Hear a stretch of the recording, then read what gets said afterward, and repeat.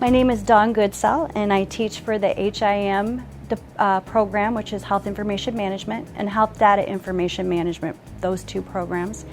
I have been teaching for Metro for 6 years now. I did 3 prior to that as adjunct. I originally started in the healthcare sector. I worked for the University of Nebraska Medical Center for over 25 years. I started out as a claims processor, and from there I went to accounts receivable, which is a revenue cycle, and then from there I went to actual coding, and then I was a charge code abstractor for medical records.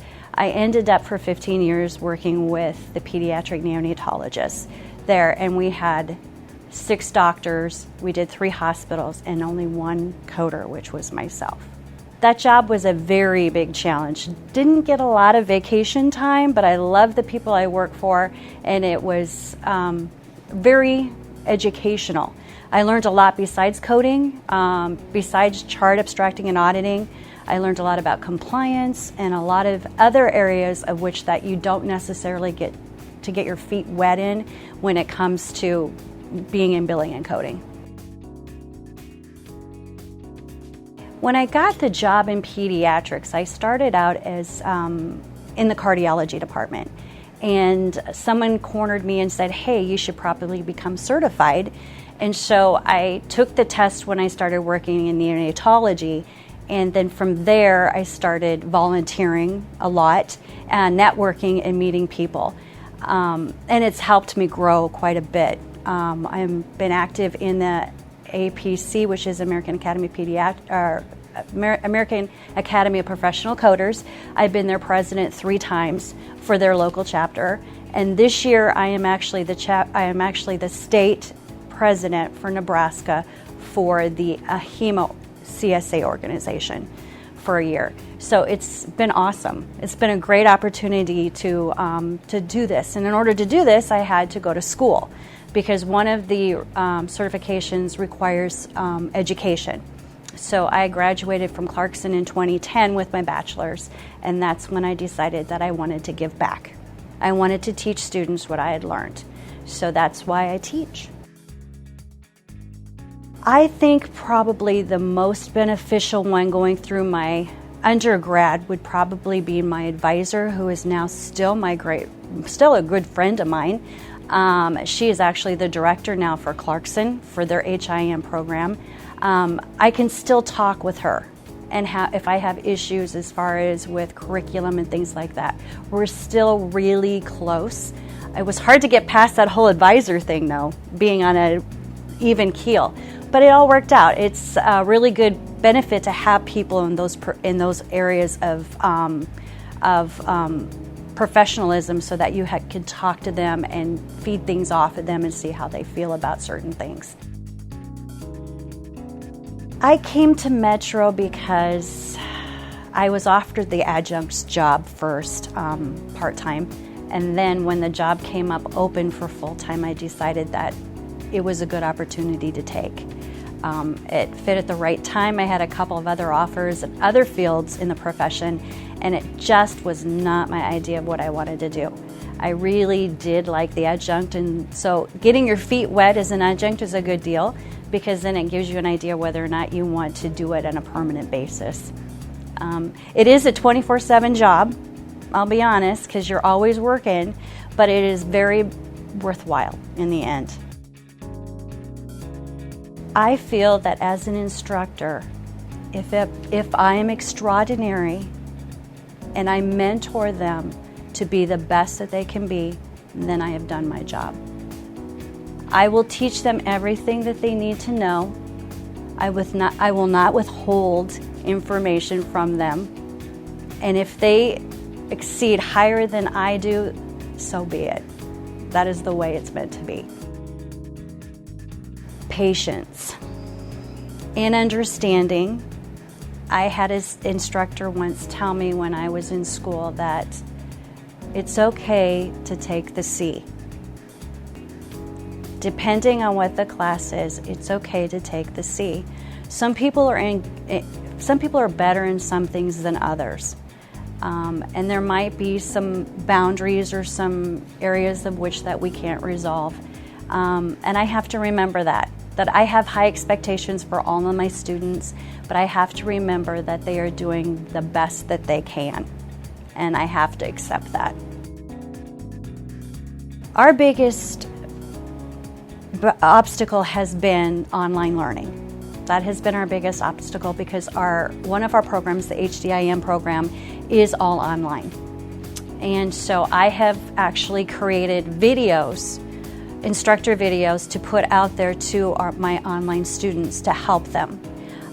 Every week for the first 3 or 4 weeks, I will have a go-to video where you can learn how to do this before you open the book, and which is very nice, and students love it. They wish they could have it all quarter, but I do want to break them away from the crutch and have them start to develop that own critical thinking on their own.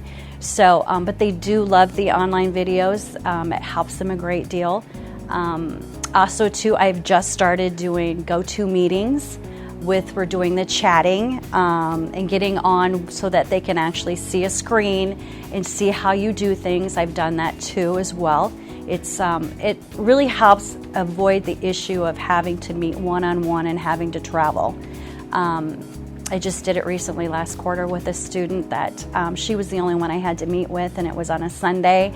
And I said, let me just go to meeting. And she's like, okay. And it worked out great. It worked out great. So I bought it for a year and I really like it. And I think next year, I might try WebEx, because that way I can actually video too, and then I can stream it to other people with the questions that other students have asked, so that they all get the benefit. So that's what I'm gearing for right now, is those areas of helping students that are visual learners. And I'm trying to teach people how to be read-write readers, and that's really hard. And a lot of them don't understand the concept behind journaling. So I'm really pushing both hybrid and online to learn how to do that, so that they're learning how to teach themselves. And usually by the time you read it, you write it, you read it, it's in here in the long-term memory bank. So that's what I keep telling them, is that as long as you do it 3 times, you got a better chance of getting it up there, and versus just reading it once. Time management. I set myself up sometimes to be very busy, and I have a hard time saying no. Alan's always told me that you need to say no, but it's hard. I usually teach a full load of classes, and then I'm also in my master's program right now. I also am part of the Lions group in our town, so we're constantly doing fundraisers. I run a 9-week Little League volleyball league for 9 weeks as a volunteer for our community center, and I'm the state president for NHIMA, which I'm traveling a lot. So it's very busy, and now my husband just joined the volunteer fire department, and so now I'm helping the fire department. So it's constantly evolving, and I'm busy at church. So it's really constant, but I managed to get it done. You know, it's a busy, I'm never bored, so, which is nice. I love to camp, and I just started riding bikes again. I love to golf. Don't have a lot of free time to golf, but we do golf, and we like to go to Storm Lake. So we go up to Storm Lake and we do golf, and we camp and do things up there. So fished a couple of times, didn't catch anything, but so camping is our big thing right now. I read a lot.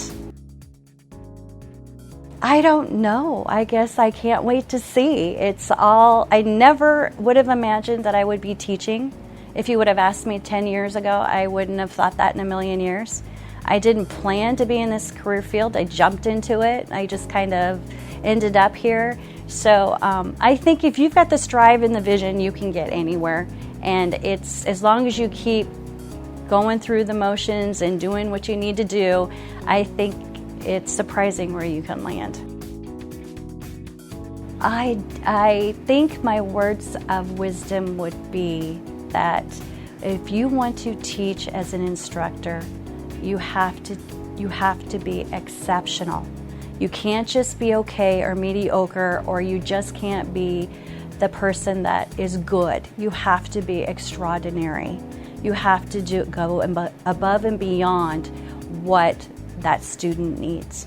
They say in healthcare, patients don't know what to expect, what's good care or what's great care, but they know what kind of food they should get, and they know what kind of hospital room they should have. But healthcare, they don't know. Well, students don't know what kind of education they should get, so we should strive to be way above what they expect. And if we do, they'll come out great. My name is Dawn Goodsell, and I work for the Health Information Management and Health Data Information Management programs.